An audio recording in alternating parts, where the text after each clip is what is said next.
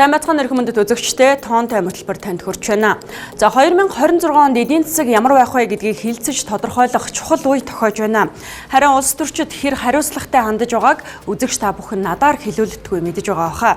За энэ 7 хоногт улсын хурлын эдийн засгийн байнгын хорооны урлаар төрөөс мөнгөний бодлогын талаар 2026 онд баримтлах үндсэн чиглэл батлах тухай улсын хурлын тогтоолын төслийг хэлэлцлээ. Байнгын хорооны 32 гишүүнээс 24 гишүүн хуралдаа суусан гэж бүртгүүлсэн хэдий за хилцүүлэгт тал хувь нь оролцож 3 гишүүн Монгол банкныхнаас асуулт асуулаа.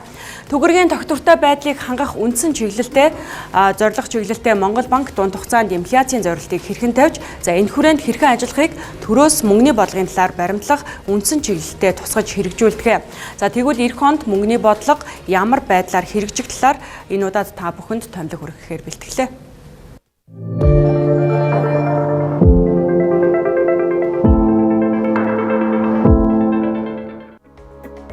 Төв банкны тухай хуульд мөнгөний бодлогын үндсэн зорилт нь үндэсний мөнгөнд тэмдэх төгрөгийн тогтвортой байдлыг хангах буюу үнийн тогтвортой байдлыг хангах гэж тодорхойлсон байдаг. Тэгвэл өнгөрсөн хугацаанд төгрөгийн ханш хэр тогтвортой байж, үнийн өсөлт хэр тогтвортой байсныг инфляцийн түвшингээс эргэн харъя.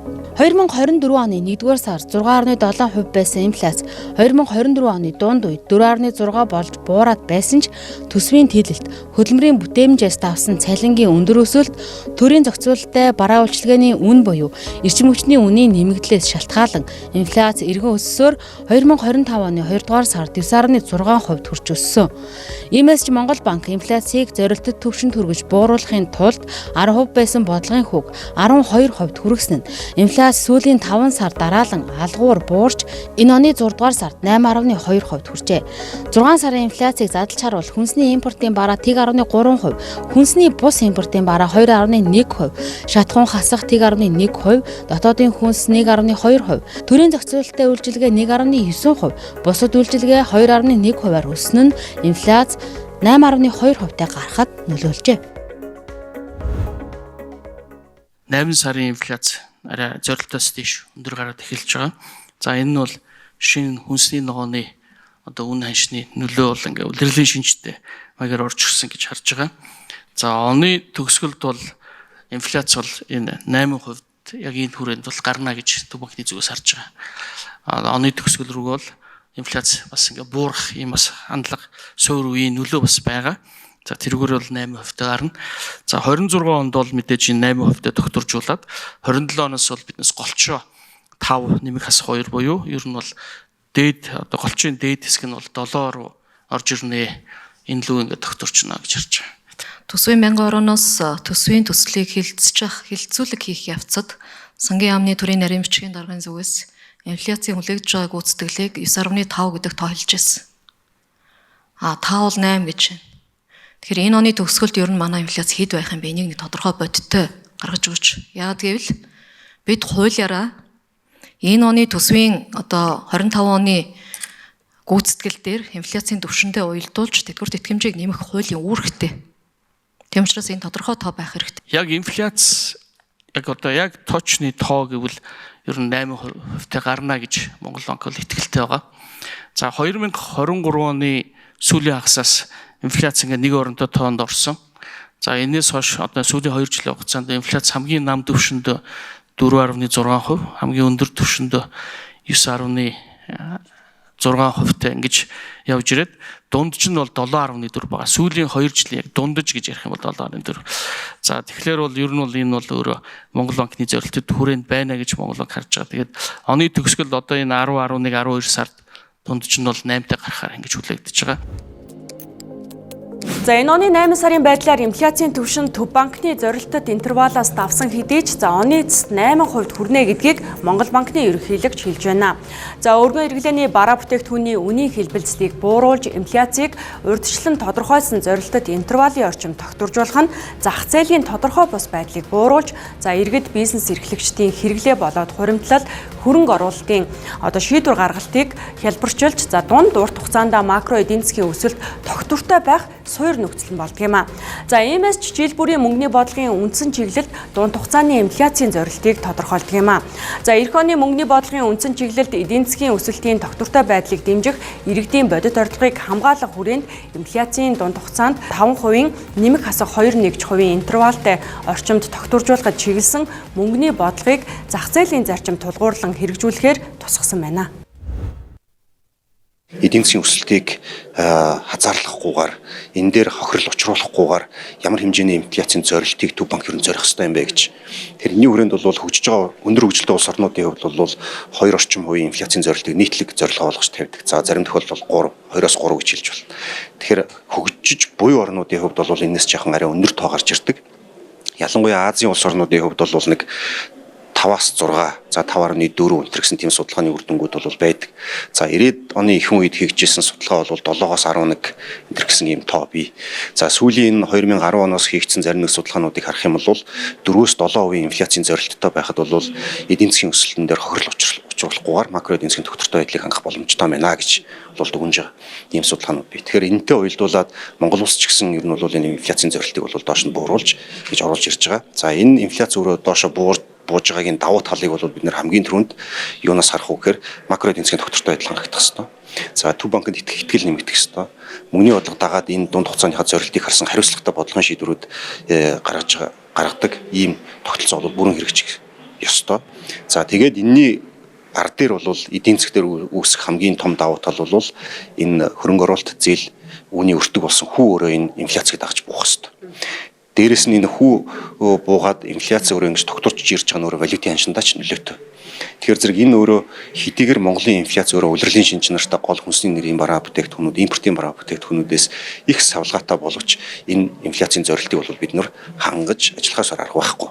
Гэхдээ энэ хэлбэлцлийг нь тооцоод 5% голчтой нэмэх хас 2% интервалтай гэж байгаа. Тэгэхээр зэрэг энэ 3-аас 7% интервал дотор 5% инфляцийг тогтворжуулна гэсэн ийм зорилтыг томьёолж их хуралд одоо өргөн ирчээд байна. 26 оны Монголын макро эдийн засгийн нөхцөлөд ерөнхийдөө ямар хөө байх нь вэ гэдгийг яг одоо бол бид хэлж байна гэсэн үг. Төрөөс мөнгөний талаар байрны үндсэн чиглэлийн одоо баримт төвчгийн хавсралт дотор бол яг гэхээр Төв банк ерөнхийдөө энэ санхүүгийн салбар болон макро эдийн засгийг 26 онд хэрхэн харж байгаа талаараа ерөнхийдөө төсөөлөл бол гаргаж өгч байгаа гэсэн үг.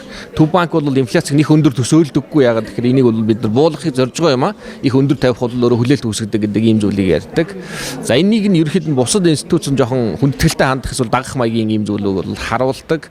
За тогтвортой байдлын зөвлөлийн төсөөлөл бол инфляцийн төсөөлөл арай жоохон өндөрдөө байгаа. Ерөнхийдөө бид нар бол нэг инжилийн хувьд одоо 8% гүйцэд инфляцтай гарахаар байгаа бол ирэвчил төсвийн алдагдал болон бусад энэ зүйлүүдийг тооцоод үзэхээр бас нэг 9 рүү өгчих юм болов уу гэсэн тогтвортой байдлын зөвлөлийн төсөөлөл бол тиймэрхүү байгаа даа.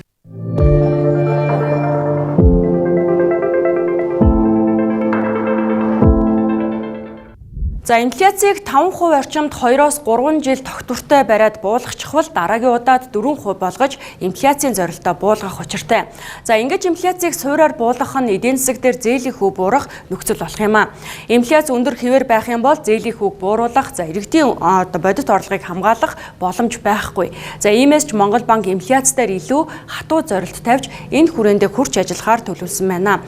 За хэдийгээр сүүлийн 2 жилд гадаад талаасаа гэхээс илүүтэй дотоодын бараа үйлчилгээ инфляцийн өсөлтийн гол шалтгаан болж байсан ч экспортын түүхийн эд тэр дундаа нүүрсний үнийн улалтаас үүдэлтэйгээр төлбөрийн тэнцлийн дарамт нэмэгдэж байгаамаа.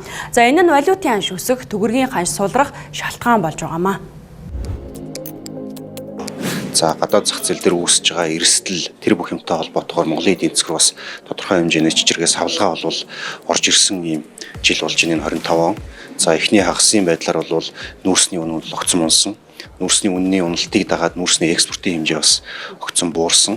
За өнгөрсөн оны дундаж үнэтэй харьцуулах юм бол нүүрсний үнэ бол 40% уналттай байна. За нүүрсний экспортын хэмжээ харин сүүлийн хэдэн сарын хугацаанд сэргэж өнгөрсөн оны муу үеийн түвшинл бол ойртож байна. Одоо эхний 8 сарын байдлаар гисэн эдий боловч нүүрсний уналттай холбоотойгоор нийтдээ Монгол улс руу орж ирж исэн гадаад валютын урсгал нүүрсний орлоготой холбоотойгоор 2 тэрбум гаруй доллараар бол өнгөрсөн жилийнхаасаа бага байна.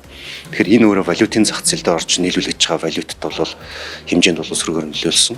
За энийг нөхөхийн тулд бол богино хугацаанд санхүүгийн байгууллагууд Монгол банк тодорхой хэмжээний санхүүгийн хөгсрүүдийг гаднаас татаж энэний үр дүнд бол валютын нөөц өнөөдөр 5.6 тэрбум долларын үлдэгдэлтэй байж байна. Тэгэхээр зэрэг энэ валютын нөөцийг тодорхой өндөр түвшинд нь хангах. За нөгөө талаас нь энэ төлбөрийн тэнцэл дээр үүсэж байгаа нөхцөл байдал суураараа засагдахын тулд бидний гадаад худалдаа бол өөрөө амжилттай сайн зохион байгуулагдаж хийгдэх ёстой. За мэдээж хэрэг бол валютын ханш гэдэг үзүүлэлт энэ валютын орж ирж байгаа урсгалын дутагдaltaй холбоотойгоор зах зээл дээр их үн учраас ингэ савлгаа үүсэж байгаа.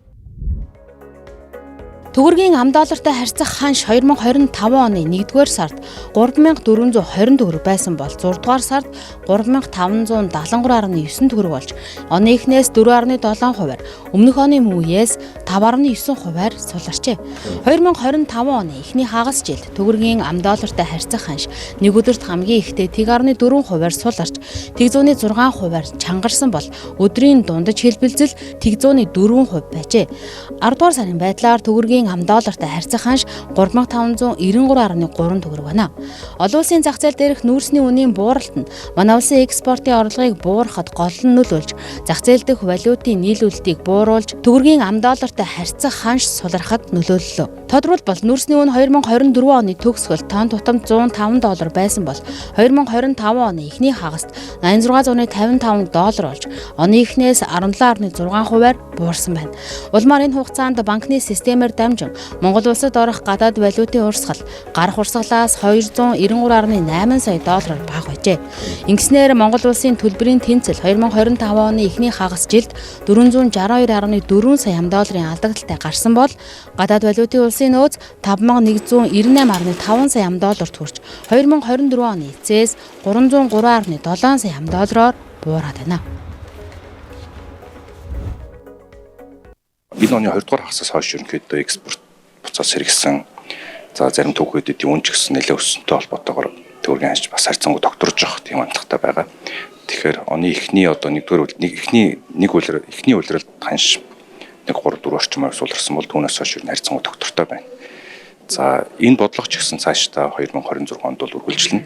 Тэгэхээр мөнгөний бодлогын үндсэн чиглэл дээр төгрөгийн ханш зах зээл одоо эдийн засгийн нөхцөлтөөгөө нийцтэйгээр уяатан тогтно гэдгийг бид нар үндсэн чиглэлдээ бол дахиад тусгаж өгсөн байна.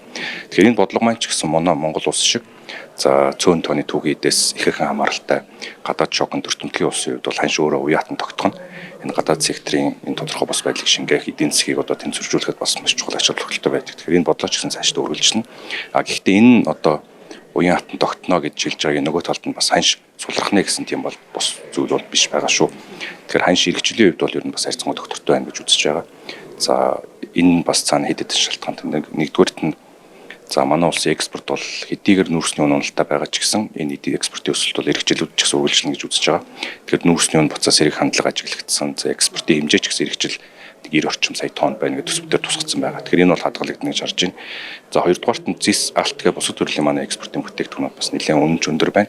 Зисийн хувьд бас экспортын хэмжээ ч огцом нэмэгдэж байгаа. Тэгэхээр энэ бол мэдээж ханшин дээр одоо доктортой байх нөхцөлийг бүрдүүлж байгаа. За нөгөө талдаа манай улсын хувьд бас томоохон бүтээн байгуулалт хөрөнгө оруулалтуудын ажлууд улсын төсвийн өрөнгөөс ч тэр хувийн хөрөнгө оруулалтаар ч гэсэн хийгдгэр байгаад байгаа. Тэгэхээр энэ бүх зүйл нь манай улсыг чиглэсэн валютын орох урсгалыг нэмэгдүүлээд ханш доктортой байх нөхцөлийг бүрдүүлж байна л гэж үзэж байна. За энэ оны 9 сарын байдлаар гадаад валютын улсын нөөц 5 тэрбум 894.5 сая доллар байна. За эх онд ч валютын нөөц энэ хэмжээнд хадгалагдах нь суур төсөөллөөр гарсан гэдгийг Монгол банкнаас хэлж байна. За төсвийн алдагдлыг бага байлгаж инфляцийг нам тогтвортой түвшинд барьж чадвал манай улсад орж ирэх гадаадын хөрөнгө оруулалт өсөх учиртай. За иймээс ч гадаад худалдаанаас гадна хөрөнгө оруулалтын таатай эрх зүйн орчны шинжилгээ хийх нь валютын нөөц болоод төгрөгийн ханшид эергээр нөлөөлөх юм а.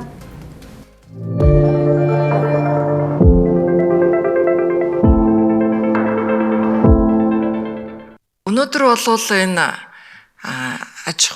арилжааны банкудаас энэ аж ахуй нэгж хүмүүс зээл авж байгаа юм тун цөөхөн байна. Сүүлийн 10 жилд ер нь их цөөхөн болсон шүү. Тэгээд ер нь арилжааны банкуд маань өнөөдөр хинд зээл өгöd байна гэхлээр энэ одоо шинэ хоршоо, цагаан ногоон хувьсгал, цагаан алт гэдэг энэ төслүүдэд зээл олгоод байгаа. Тэгээд удалгүй л ингээл инфляц хэцүүдлээ гээл бодлогын хүүгээ өндөр болгодог. За ингээд 2025 оны 8 сарын эцсийн статистик тоогоор бол нийт банкнаас одоо олгосон зээлийн нийт хэмжээ 42.2 их найт төгрөг байна. 42.2. За таны бас хөндөж ярьсан энэ засгийн газрын хүний дэмжлэгтэй ийм зээл байгаа. Сүүлийн 3 жил ингээд олгогдож байгаа. Энэ дотор бол одоо хүнсний хувьсгалч гэдэг юм уу, цагаан алт, одоо атрын дөрөв, хоршооны одоо хоршоог дэмжигч гэдэг ийм зээл байгаа. Нийт зээлийн одоо сүүлийн 2 жилд олгосон хэмжээ нь 3.2 их найд байгаа. 3.2 их найд. За энэ бол өөрөө ерөнхийдөө нэг 5-6% л нийт зээлийн. За сүүлийн жилүүдэд банкны салбарын нийт зээлийн өсөлт гол төлөв өрхийн зээлээр тайлбарлагдаж, за хувийн хвшлийнхэнд очиж байгаа зээлийн хэмжээ болон нөхцөл дорвитой сайжраагүй гэж одоо өнгөрсөн оны мөнгөний бодлогын үндсэн чиглэлийг хэлцгүйгээр гишүүд шүүмжилтэ хандаж байсан. За энэ оны эхний хагас жилийн статистикаас аваад үзвэл банкны салбарын зээлийн нийт үлдэгдэл 42.5 их найт төгрөгт хүрсэн байна. За үүнээс иргэдийн зээл 24.9 их найт төгрөг байгаа бол аж ахуй нэгж байгууллагын зээл 16.5 их найт төгрөг байна. За хэдийгээр нийт зээлийн үлдэгдэлд иргэдийн зээл өндөржин эзэлж байгаа хэдий ч өмнөх жилүүдтэй харьцуулахад иргэдийн зээлийн өсөлт буурч, за эсвэргээрээ бизнесийн зээлийн өсөлт нэмэгдсэн гэдгийг Монгол банкнаас хэлж байна. 25 оны эхний 8 сарын байдлаар зээлийн үлдэгдэл бол 42 их найд байгаа. Энэ өмнөх оны мөн үеэс бол нэг 23.5%-аар өссөн. Үүний 11 орчим хувийг нь иргэд болон хадгаламж барьцаалсан зээлийн өсөлт бол тайлбарлаж байгаа. Ерөнхийдөө бол зээлийн өсөлт өмнөх онуудад нэг 30% байж байгаа. Одоо бол нэг 23%-аар буужж байгаа. Гэхдээ бас бүтц дотроо бас нэг ажиглагдж байгаа нэг үхрээ хадгаламж болон иргэдийн зээлийн өсөлтийн эзлэх хувь нь ерөнхийдөө буурах үр дүн ажиглагдж байгаа. Үүний шалтгаан нь үхээр бас Монгол банкнаас авч хэрэгжүүлж байгаа макропруденшл полистэй холбоотойгоор энэ зээлийн өсөлт бол ингэж ажиглагдж байгаа. Монгол улсын бизнесийн байгууллагуудын хувьд санхүүжилтийн гол их үүсвэр нь банкны зээл гэдэгч зээлийн хүү, хугацаа, барьцаа хөрөнгийн шаардлага зэрэг зээлийн нөхцлүүд ямар байх нь зээлийн хүртээмжийг нэмэгдүүлэхэд чухал үүрэгтэй. 2025 оны 2 дугаар улирлын тоог 2017 онтой харьцуулахад банкнаас иргэдэд олгосон зээлийн хэмжээ 3.8 дахин өссөн бол бизнесийн зээл ердөө 2.4 дахин өсжээ. Бизнесийн үйл ажиллагаа, санхүүжилтийн байдал төвөр судалгаанаас харахад бизнесийн байгууллагын хүсэж байгаа зээлийн хэмжээ, хугацаа нь боддоор олгодож байгаа зээлийн дүн нөхцөлтэй нийцгүй байгаа нь харагдаж байна. Тухайлбал энэ оны 2 дугаар улирлын байдлаар иргэдэд олгож байгаа хэрэглээний зээлийн хүү 17.2% байгаа бол бизнесийн зээлийн хүү 20% байна. Харин зээлийн хугацааны хувьд иргэдийн хэрэглээний зээл их 17 сар байгаа бол бизнесийн зээл 33 сар байна. Хэдийгээр иргэдийн зээлтэй харьцуулахад бизнесийн зээлийн хугацаа урт байгаа ч 2021 онд 55 сар, 2023 оны байдлаар 67 сараар зээл авах хүсэлтэй байгаа нь судалгааны үр дүнгээс харагдаж байна. Яг энэ жилийн бас нэг онцлог өгөхээр бизнесийн зээлийн хүртээмж, зээлийн нөхцөл шаардлага ерөнхийдөө ямар байна. Тэгээд салбарын онцлог тохирсон бүтээгдэхүүн үйлчлэлийн нэр төрөлх орчлох зорилгоор дунд хугацааны бодлого арга хэрэгсэл хэрэгжүүлнэ гэж бол заасан байгаа. Монгол банкнаас бол 2 жил тутамд жижиг дунд үйлдвэрлэлийн төвөр судалгаа, бас Дэлхийн банкнаас аж ахуйн нэгжийн дунд хийсэн зээлийн хүртээмжтэй холбоотой төвөр судалгааг харах юм бол одоо гэдэг нь 100 аж ахуйн нэгж тутмын 99 нь бол ерөнхийдөө зээл, банкны зээл шаардлагатай байна. Тэгээд зээл авсан аж ахуйн нэгжийн бараг 98 орчим хувь нь бол бүгд барьцаа өрөнгөө үйл хөдлөх барьцаалцсан. Зарим орнуудад л 30 орчим хувьтай. Нөгөө талаараа өгөхээр зээлийн хүсэлт илгээгээгүй аж ахуйн нэгжийг нь харах юм бол одоо гэдэг нөгөө зээлийн нөхцөл шаардлагаас хамаарат тэгээд зээлийн хүсэлт гаргаагүй аж ахуйн нэгжийн эзлэх хувь бол ерөнхийдөө 66% гэхээр бус орнуудтай харьцуулах Дэлхийн банкны судалгааг харах юм бол Монгол улсын ерөнхийдөө бол харьцангуй өндөр байгаа. Тийм учраас бид нэр өгөхээр нэг талаасаа бол аж ахуйн нэгжээс нөгөө талаас их банк талаас нь нэрэлт нийлүүлэлтийг нь харцсан байдлаар ийм судалгаа хийчихэд ерөнхийдөө юу гэдгийг одоо манайх чинь бас журамдаа тусгаад гэрээ барьцаалж болно гэдэг ийм залтууд оруулаад тодорхой хэмжээр хэрэгжиж явж байгаа. Тэгэхээр энэ төрлийн бүтээгдэхүүн үйлчилгээ ерөнхийдөө олон улсад ямар байна? Энэ талаар одоо бизнесийн зээлийг дэмжих юм бодлогын дэмжих энэ залтыг бол тусгасан байгаа энэ удаагийн мөнгөний бодлогын залт дээр. 2017 онд нэг зээлдэгчид ноогдож байгаа бизнесийн зээлийн хэмжээ 1 тэрбум төгрөг байсан бол 2025 онд 990 сая төгрөг болж зээлийн хэмжээ төдийлөн өөрчлөгдөөгүй байна. Дэлхийн банкнаас хийсэн судалгаанаас харахад банкны зээл шаардлагатай аж ахуй нэгжийн нийт аж ахуй нэгжид эзлэх хувь дэлхийд 48% байгаа бол манай улсад 83%. Зээлийн хүү, барьцаа хөрөнгө судлах үйл явц зэрэгээс шалтгаалan зээлийн хүсэлт гаргаагүй аж ахуй нэгжийн эзлэх хувьд дэлхийд 23% байгаа бол манайд 66%. Барьцаатай зээлийн эзлэх хувьд дэлхийд 68.2% байгаа бол манайд бараг 100%. Бизнесийн үйл ажиллагаанд санхүүжилтийн хүндрлийн дундаж үзүүлэлт дэлхийд 32% байгаа бол манай улсад 53% гэж гарчээ. Орлогын ангиллаар ойролцоо улс оронтой харьцуулахад манай улсад санхүүжилтийн хүндрэл хамгийн өндөр үзүүлэлттэй байгаа ч үл хөдлөх хөрөнгөгүйгээр зээл авах боломжгүй байгаа нь дээрх тоон үзүүлэлтээс харагдаж байна. Иймээс ч бизнесийн зээлийн хүртээмжийг нэмэгдүүлэх хүрээнд банкны зээл олголтын нөхцөл шаардлагад үнэлгээ хийж зээлдэгчийн хэрэгцээ, салбарын онцлогт нийцсэн зээлийн бүтээгдэхүүний нэр төрөл хүрээг өргөжүүлэхэд чиглэсэн дунд хугацааны бодлогын арга хэмжээг боловсруулах нь эх оны мөнгөний бодлогын нэг чухал чиглэл байх нэ.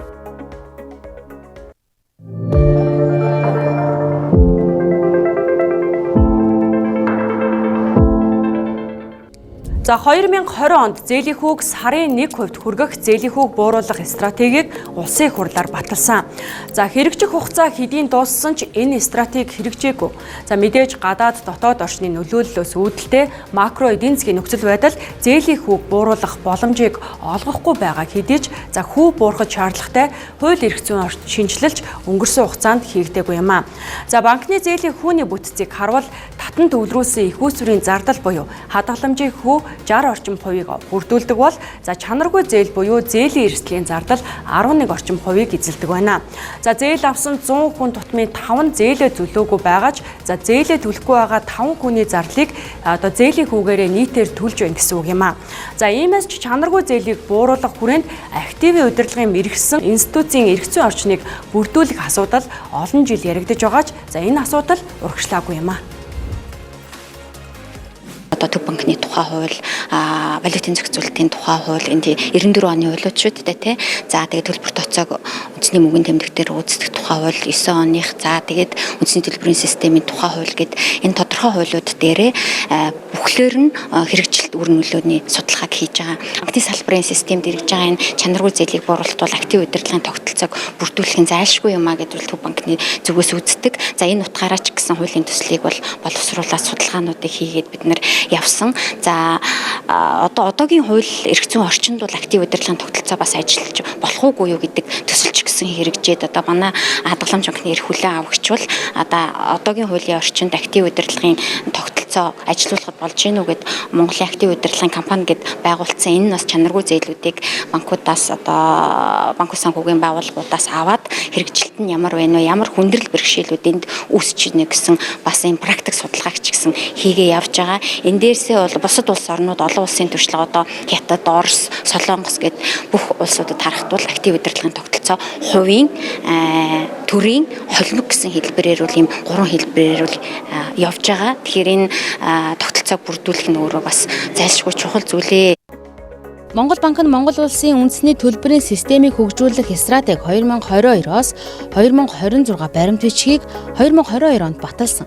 Тус стратеги нь аюулгүй, найдвартай, үр ашигтай, хэрэглэгч төвтэй төлбөрийн системийг цогцлоох, төлбөрийн үйлчилгээг захимжуулахад чиглэсэн.